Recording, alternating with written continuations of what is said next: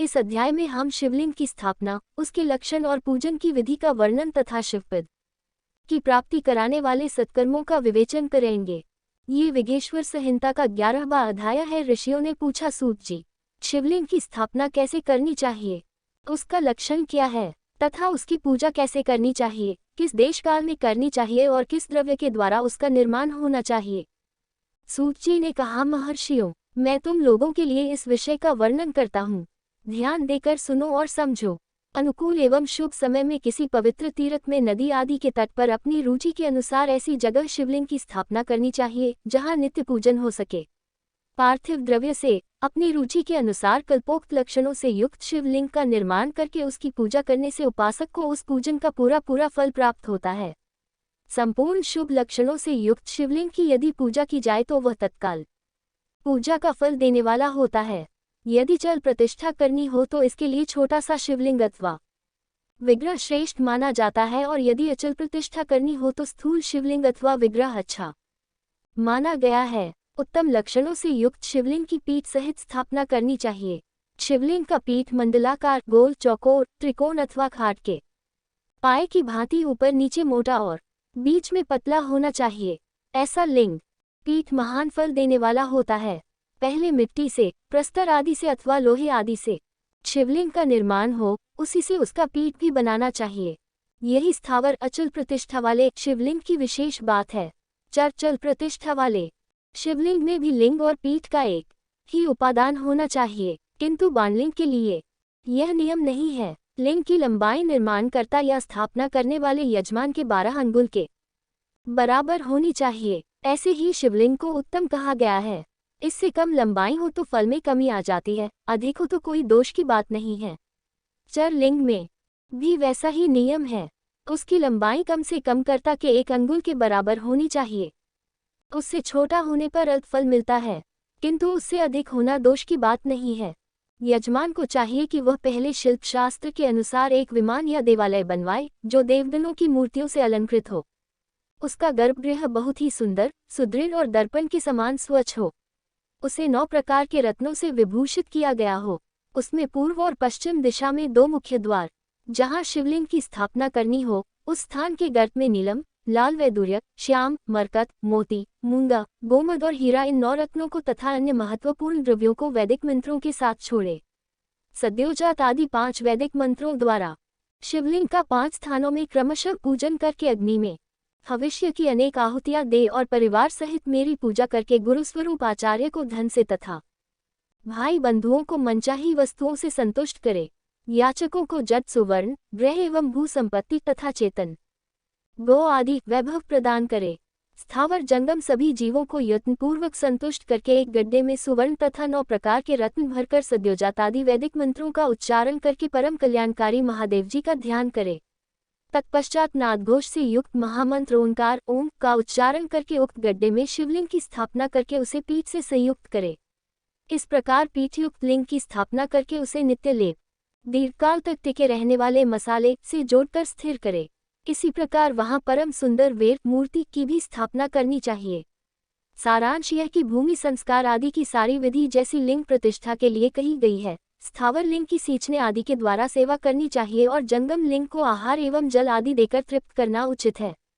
उन स्थावर जंगम जीवों को सुख पहुँचने में अनुरक्त होना भगवान शिव का पूजन है, ऐसा विद्वान पुरुष मानते हैं। यूं चराचर जीवों को ही भगवान शंकर के प्रतीक मानकर उनका पूजन करना चाहिए।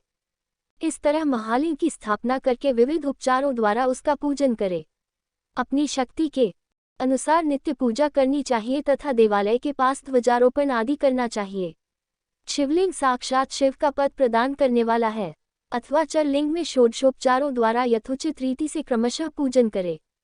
यह पूजन भी शिवपद प्रदान करने वाला है। आवाहन, आसन, अर्घ्य, पाद्य, पाद्यांगाचमन, अभ्यंग पूर्वक स्नान, वस्त्र एवं यज्ञोपवीत, गंध, पुष्प, धूप, दीप, नैवेद्य, तांबूल समर्पण, नीराजन, नमस्कार और विसर्जन, ये 16 उपचार हैं। अथवा अर्घ्य से लेकर नैवेद्य तक विधिवत पूजन करे। अभिषेक, नैवेद्य, नमस्कार और तर्पण, ये सब यथाशक्ति नित्य करे। इस तरह किया हुआ शिव का पूजन शिवपद की प्राप्ति कराने वाला होता है। अथवा किसी मनुष्य के द्वारा स्थापित शिवलिंग में ऋषियों द्वारा स्थापित शिवलिंग में, देवताओं द्वारा स्थापित शिवलिंग में, अपने आप प्रकट हुए स्वयं भूलिंग में तथा अपने द्वारा नूतन स्थापित हुए शिवलिंग में भी उपचार समर्पण पूर्वक जैसे तैसे पूजन करने से या पूजन की सामग्री देने से भी मनुष्य ऊपर जो कुछ कहा गया है वह सारा फल प्राप्त कर लेता है। क्रमशः परिक्रमा और नमस्कार करने से भी शिवलिंग शिवपद की प्राप्ति कराने वाला होता है। यदि निम्नपूर्वक शिवलिंग का दर्शन मात्र कर लिया जाए तो वह भी कल्याणप्रद होता है। मिट्टी, आटा, गाय के गोबर, फूल, कनेर पुष्प, फल, गुड़, मक्खन, भस्म अथवा अन्न से भी अपनी रुचि के अनुसार शिवलिंग बनाकर तदनुसार उसका पूजन करे अथवा प्रतिदिन 10,000 प्रणव मंत्र का जप करे अथवा दोनों संध्याओं के समय एक एक सहस्त्र प्रणव का जप किया करे। यह क्रम भी शिवपद की प्राप्ति कराने वाला है, ऐसा जानना चाहिए। जप काल में मकारांत प्रणव का उच्चारण मन की शुद्धि करने वाला होता है। समाधि में मानसिक जप का विधान है तथा अन्य सब समय भी उपांशु जप धीमे स्वर में उच्चारण करना कि दूसरा कोई सुन न सके, ऐसे जप को उपांशु कहते हैं। ही करना चाहिए। नाद और बिंदु से युक्त ओंकार के उच्चारण को विद्वान पुरुष समान प्रणव कहते हैं।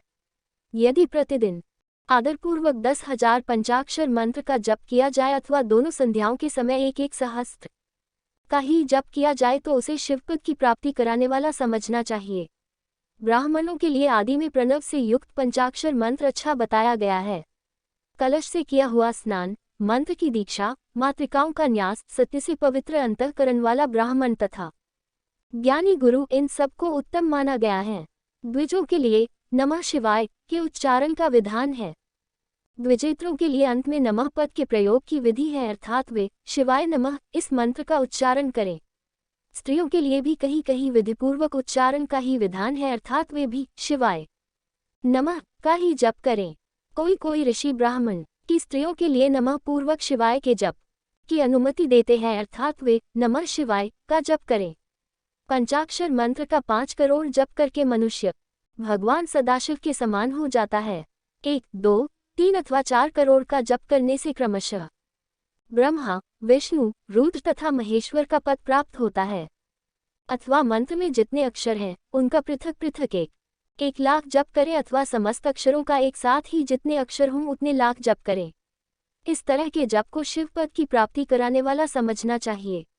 यदि 1000 दिनों में प्रतिदिन 1 सहस्त्र जप के क्रम से पंचाक्षर मंत्र का 10 लाख जप पूरा कर लिया जाए और प्रतिदिन ब्राह्मण भोजन कराया जाए तो उस मंत्र से अभीष्ट कार्य की सिद्धि होने लगती है।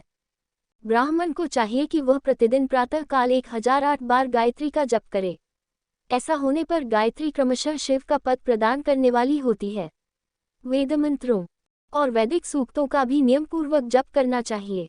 वेदों का पारायण भी शिवपद की प्राप्ति कराने वाला है, ऐसा जानना चाहिए। अन्यान्य जो बहुत से मंत्र हैं उनका भी जितने अक्षर हों उतने लाख जप करें। इस प्रकार जो यथाशक्ति जप करता है वो क्रमशः शिवपद मोक्ष प्राप्त कर लेता है। अपनी रुचि के अनुसार किसी एक मंत्र को अपनाकर मृत्यु पर्यंत प्रतिदिन उसका जप करना चाहिए अथवा ओम इस मंत्र का प्रतिदिन 1 सहस्त्र जप करना चाहिए।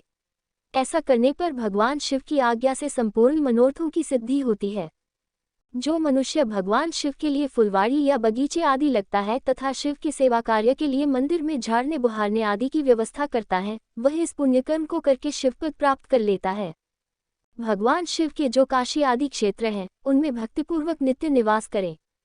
वह जड़ चेतन सभी को भोग और मोक्ष देने वाला होता है। अतः विद्वान पुरुष को भगवान शिव के क्षेत्र में आमरण निवास करना चाहिए। पुण्य क्षेत्र में स्थित बावड़ी, कुआं और पोखरे आदि को शिवगंगा समझना चाहिए। भगवान शिव का ऐसा ही वचन है। वहां स्नान, दान और जप करके मनुष्य भगवान शिव को प्राप्त कर लेता है। अतः मृत्यु पर्यंत शिव के क्षेत्र का आश्रय लेकर रहना चाहिए। जो शिव के क्षेत्र में अपने किसी मृत संबंधी का दाह, दशा, मासिक श्राद्ध, सपंडीकरण अथवा वार्षिक श्राद्ध करता है अथवा कभी भी शिव के क्षेत्र में अपने पितरों को पिंड देता है वह तत्काल सब पापों से मुक्त हो जाता और अंत में शिवपद पाता है। अथवा शिव के क्षेत्र में 7, 5, 3 या 1 ही रात निवास कर ले। ऐसा करने से भी क्रमशः शिवपद की प्राप्ति होती है। लोक में अपने अपने वर्ण के अनुरूप सदाचार का पालन करने से भी मनुष्य शिवपद को प्राप्त कर लेता है। वर्णानुकूल आचरण से तथा भक्ति भाव से वह अपने सत्कर्म का अतिशय फल पाता है। कामनापूर्वक किए हुए अपने कर्म के अभीष्ट फल को शीघ्र ही पा लेता है। निष्काम भाव से किया हुआ सारा कर्म साक्षात शिवपद की प्राप्ति करने वाला होता है। दिन के 3 विभाग होते हैं, प्रातः, मध्याह्न और सायाह्न। इन तीनों में क्रमशः एक एक प्रकार के कर्म का संपादन किया जाता है। प्रातः काल को शास्त्र विहित नित्य कर्म के अनुष्ठान का समय जानना चाहिए। मध्याह्न काल सकौम कर्म के लिए उपयोगी है तथा सायंकाल कर्म के उपयुक्त है, ऐसा जानना चाहिए। इसी प्रकार रात्रि में भी समय का विभाजन किया गया है। रात के 4 प्रहरों में से जो बीच के 2 प्रहर हैं, उन्हें निषिद्धकाल कहा गया है। विशेषत उसी काल में की हुई भगवान शिव की पूजा अभीष्ट फल को देने वाली होती है। ऐसा जानकर कर्म करने वाला मनुष्य यथोक्त फल का भागी होता है।